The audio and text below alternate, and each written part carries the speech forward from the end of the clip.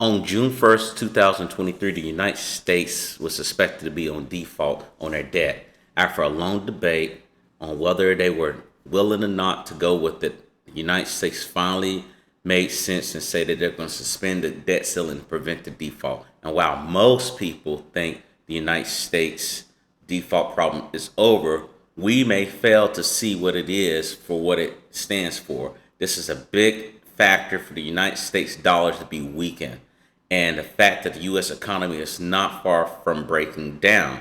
Now, I know that sounds like a contradiction, but we're about to get into it. Stay tuned.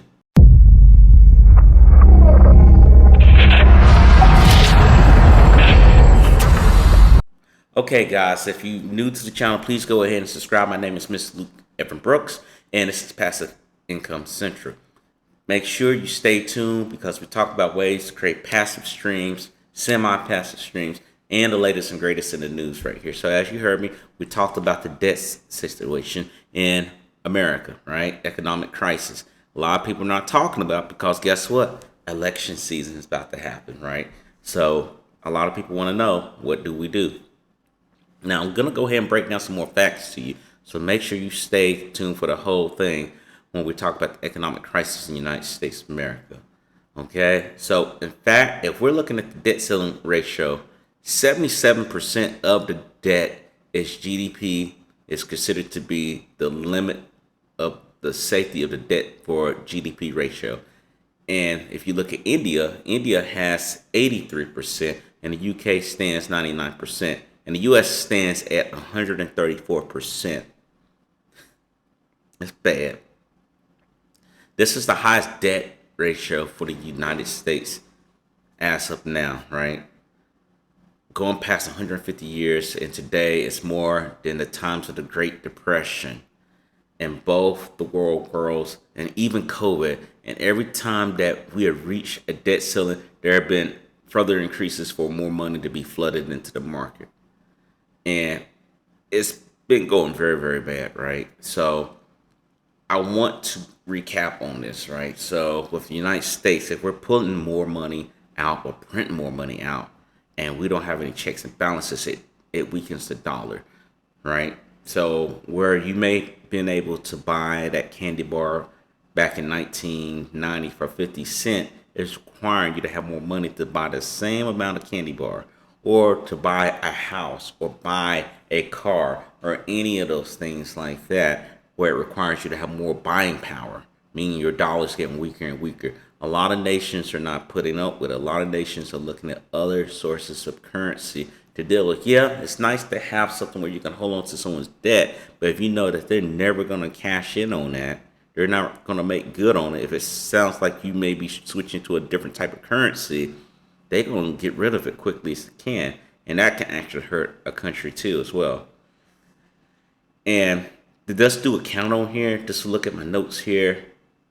There have been increases in debt ceiling, not once, not twice, but 78 times since the 1960s, right? Just keep raising the bar instead of just having checks and balances. And it doesn't help that we went to a fiat system where our goal was the gold standard for money, right? So now we're on a fiat system ever since the Nixon administration put that in place.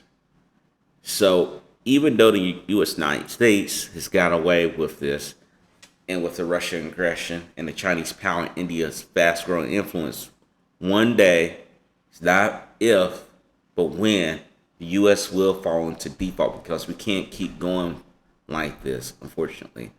Cannot go like this without having some type of checks and balance.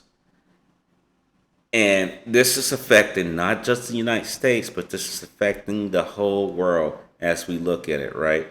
A lot of people looking at the United States is seeing what's the next move, and these next few years is going to really either put us up higher as far as lifting us up out of the situation, or put us into another block where someone else takes place. And usually the standard of the currency always changes around about 90, 100 years. It always happened, right? And we've been holding on a little bit too long, unfortunately, because history's tracked all these currencies that's been going on. There's been like the pound, you're dealing with the the francs. You're dealing with all these different types of currencies that were like the number one currency around the world as the reserve.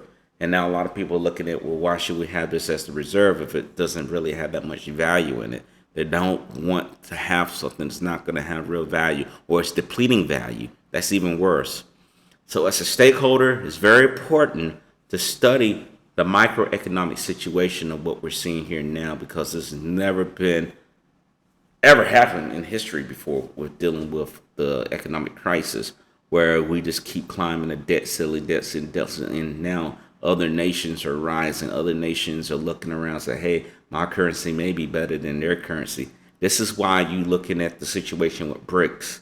A lot of countries such as Brazil, Russia, India, China, and Saudi Arabia now coming together to try to make their currency one big currency, right? To come together and make one big currency, that they have a lot of population and that their money can flex a lot longer than the US dollar. Now, is this going to happen tomorrow? No, but it's something to be worried about. Yes, you want to be worried about that, because if they use this as the number one reserve currency, you're going to be in some deep trouble. Your money's just not going to be accepted, because you might say, well, what's the world currency?